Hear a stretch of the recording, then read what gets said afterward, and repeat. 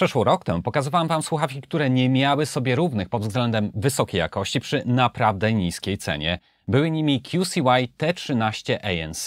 Sam po dziś dzień używam ich nawet tańszej wersji pozbawionej redukcji hałasów. Te słuchawki kosztują około 60 zł, a nawet po kilkunastu miesiącach wciąż grają bardzo dobrze. Dodatkowo nie zauważyłem, aby czas działania baterii w jakikolwiek sposób się skrócił. Z kolei ich kolejnym atutem jest to, że mają one nawet tryb gamingowy.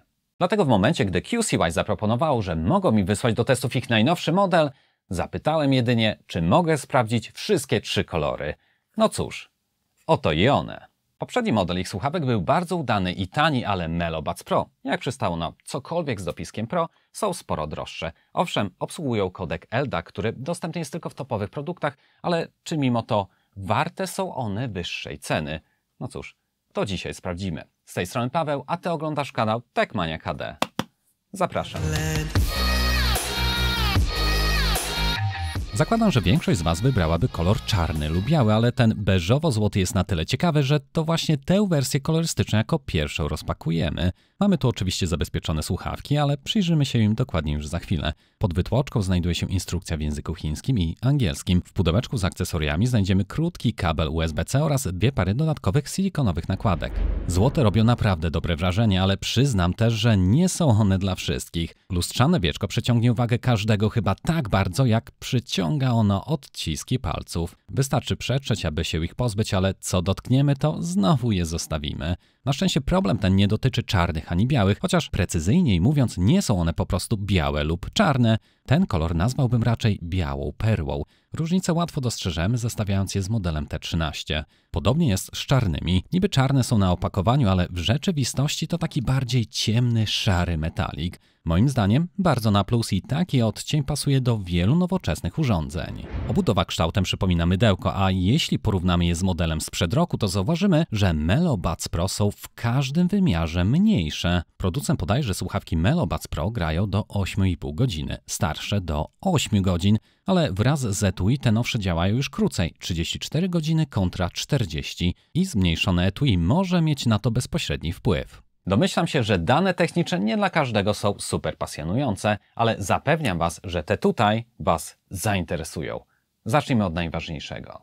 Mowa oczywiście o LDAC. Jest to technologia kodowania opracowana przez Sony, która umożliwia przesyłanie najwyższej jakości dźwięku przez Bluetooth. Pozwala na przesyłanie audio o rozdzielczości do 32 bitów, 96 kHz z bitrate'em dochodzącym do 990 kilobitów na sekundę. Większy bitrate równa się mniejszej kompresji, a tym samym straty jakości są niższe lub wręcz żadne, bowiem ograniczeniem może okazać się jakość plików, które odtwarzamy. Spotify w wersji darmowej oferuje maksymalnie do 160 kilobitów na sekundę. Wersja premium pozwala na 320 i jest to już skok względem tańszych słuchawek, które kończą się na 250-kilobitowym AAC. YouTube Music normalnie streamuje w 128 kilobitach. Jeśli ręcznie zmienicie w opcjach na zawsze wysoki, to strumień dochodzi do 256. No ale te dwie platformy dalekie są od pokazania tego, na co tak naprawdę stać kodek LDAC. W tym celu warto sięgnąć do własnej biblioteki zakodowanej chociażby w formacie FLAC lub do platformy Tidal. Tutaj pułap zaczyna się od 320 kilobitów na sekundę. Później mamy jakość wysoką w 16 bitach i maksymalną do 24 bitów z dużo wyższą transmisją danych. Dopiero coś takiego pozwoli nam cieszyć się pełną jakością dźwięku, jaką te słuchawki są w stanie dostarczyć. Model Melo Buds Pro działa z Bluetooth 5.3, ale bez obawy, słuchawki są kompatybilne ze wszystkimi starszymi wersjami Bluetooth oraz ze starszymi, słabszymi kodekami, chociażby takimi jak SBC czy AAC. Kodek najwyższej jakości to jedno, ale same przetworniki też muszą być na równie wysokim poziomie. Dlatego producent zastosował tu ogromne, przynajmniej jak na standardy słuchawek dokanałowych, drivery o średnicy 12 mm.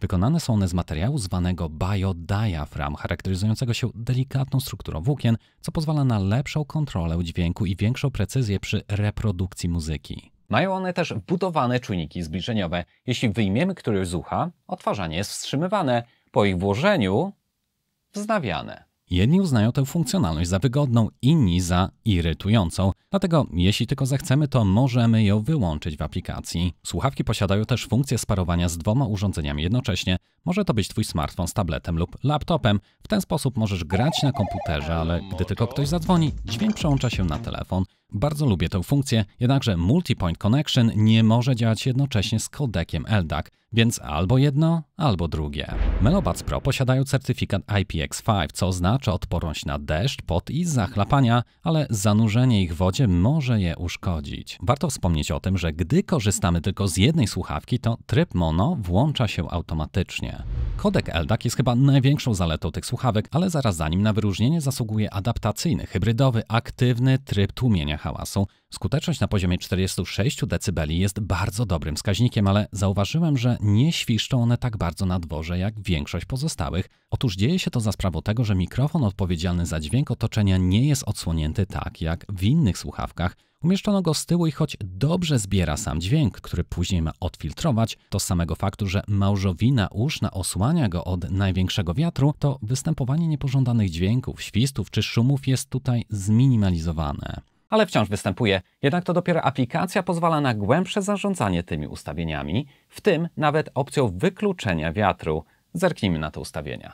Samej aplikacji przyjrzymy się już za moment, ale teraz skupmy się tylko na zarządzaniu trybami redukcji hałasu. Normalny oznacza całkowicie wyłączony. Jeśli włączymy tryb przejrzystości, poniżej pojawi się suwak. Ustawimy na nim poziom od 1 do 6. Im wyżej, tym głośniej słyszymy otoczenie, aż do tego stopnia, że 6 pozwala nam słyszeć zdecydowanie lepiej wszystko to, co dzieje się dookoła nas, niż bez słuchawek. Można to nazwać trybem Supermana lub wścibskiego sąsiada, kto co woli. Zaznaczenie wzmocnienia głosu z kolei ukrywa regulację, ale nie podbija już wszystkiego dookoła, a wyczulone jest na sam ludzki głos. Przechodząc do ANC, to po lewej znajduje się tryb adaptacyjny, który dopasowuje siłę do bieżących warunków otoczenia. Jednakże domyślnym jest tutaj tryb wewnątrz, który stworzony został z myślą o cichym otoczeniu. Zauważymy, że tryb ten pozwala na kolejne 3 stopnie dostosowania. Najniższy, średni i najwyższy. Trzeci z trybów nazwany został jako dojazd, z myślą o hałaśliwych środkach transportu. Tryb ten również pozwala na dostosowanie siły w 3 poziomach. Po przesunięciu listy odnajdziemy tu również tryb dla hałaśliwego środowiska, też z 3 poziomami dostosowania oraz właśnie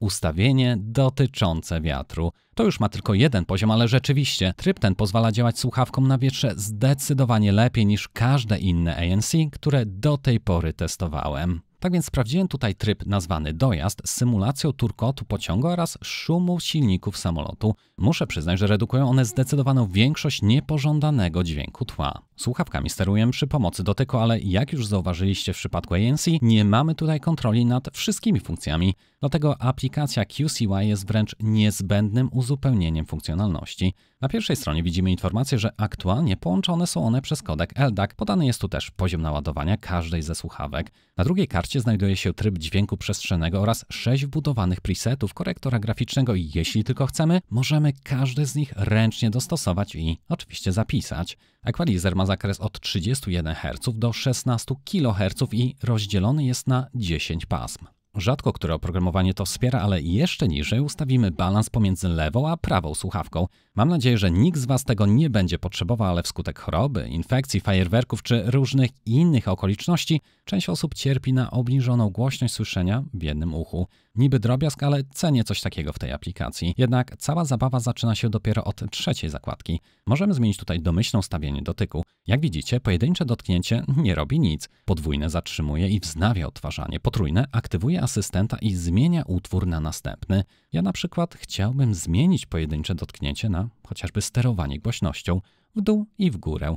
Wyśmienicie. Podwójne dotknięcie mi w sumie pasuje, ale jeśli chcemy je zmienić na następny i poprzedni utwór, to oczywiście jak najbardziej możemy to uczynić.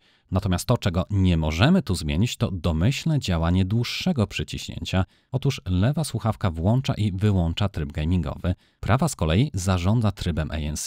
Przechodząc do kolejnych opcji tu dostępnych, to ta służy do zmiany głośności powiadomień. Jeszcze niżej możemy zarządzać opcją wykrywania noszenia i jest to naprawdę sprytne ustawienie, które akurat sobie dosyć cenię. Po pierwsze, jak wiemy, aktywna redukcja szumów konsumuje dodatkową ilość energii, dlatego może być ona wyłączona w momencie, gdy wyjmiemy jedną ze słuchawek z ucha. Podoba mi się też fakt, że producent pozwala dostosować tę opcję nawet głębiej. Odtwarzanie może być wstrzymane w momencie, gdy wyjmiemy jedną ze słuchawek i wznowione, gdy tylko je włożymy.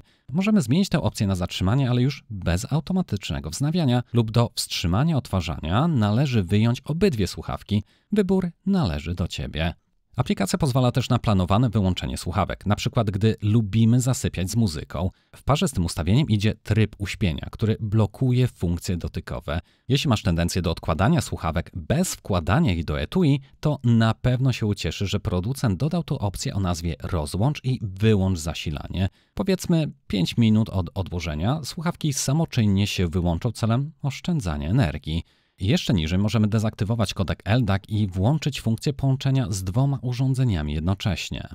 To, czego wymagam od każdych słuchawek, to tryb gamingowy i bynajmniej wcale nie chodzi mi tu o granie, a o sam fakt, że nie toleruję zbyt dużego opóźnienia dźwięku względem oglądanego wideo. Przy muzyce nie ma to znaczenia, ale jeśli oglądacie YouTube czy jakiś film, to tak, robi to ogromną różnicę. Wtedy wystarczy włączyć tryb gry i jest już o niebo lepiej. Niżej znajduje się jeszcze opcja służąca aktualizacji oprogramowania układowego słuchawek oraz ich odnalezieniu. Jeśli posialiśmy gdzieś słuchawki, to ta funkcja pozwoli na ich łatwiejsze odnalezienie. Wystarczy, że jesteśmy w zasięgu Bluetooth, a w słuchawkach rozlegnie się dźwięk. W domu jest on jak najbardziej słyszalny, ale jeśli słuchawki wpadły gdzieś w głęboką trawę przy ulicy, to niewykluczone, że będziemy musieli poczekać, aż ruch na niej zmaleje, inaczej naprawdę będzie ciężko je usłyszeć. Jeśli chodzi o sam komfort, to złego słowa powiedzieć nie mogę. Nawet po kilku godzinach nie czuć zmęczenia. Słuchawki dobrze się też trzymają w uchu. Podczas ćwiczeń siłowych czy biegania jak najbardziej stabilnie siedzą na swoich miejscach. Dzięki dużym 12 mm przetwornikom dźwięk reprodukowany przez te słuchawki jest naprawdę imponujący.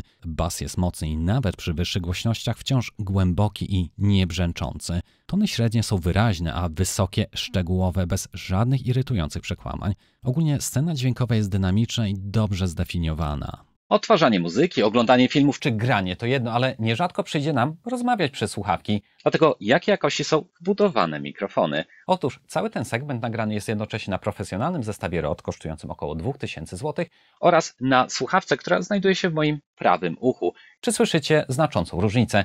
Napiszcie w komentarzu poniżej, który mikrofon według Was po prostu brzmi lepiej. Porozmawiajmy teraz na tematy mniej słodkie, chociaż bardzo mi się podoba sposób, w jaki otwiera się pudełeczko, w końcu ruch jest taki bardzo satysfakcjonujący, to mimo wszystko mogłoby się ono otwierać szerzej i to o jakieś dodatkowe 45 stopni. Ze względu na obłe kształty słuchawek trudno je złapać od góry, a w efekcie czego się wyślizgują. Musimy wręcz wsadzić palce do tej pokrywki, jak wiadomo, im są grubsze, tym jest to trudniejsze. Wykminiłem, że najlepiej jest je odciągnąć z boku, z jednego i z drugiego. Początkowo miałem też trudność, aby otworzyć pudełeczko przy użyciu jednej dłoni. Tu znowu ogromna zakrywka utrudnia nam tę procedurę, jednak udało mi się znaleźć skuteczny i wygodny chwyt, który pozwala na szybkie otwieranie i nie wymaga 2 dłoni. Żałuję też, że brak tutaj szybkiego ładowania. Wsadzenie słuchawek na 10 minut do etui pozwala na godzinę działania. Nie ma tragedii, ale oczywiście mogłoby być lepiej. Jeśli obejrzeliście ten materiał uważnie, to doskonale wiecie, że zalet jest tu naprawdę wiele. Począwszy od ciekawych czy ciekawszych niż mogłoby się początkowo zdawać wersji kolorystycznych, zgrabnego designu, przyzwoitego czasu działania na baterii, ale przede wszystkim niesamowicie niskiej ceny w odniesieniu do jakości dźwięku, jak i samego produktu.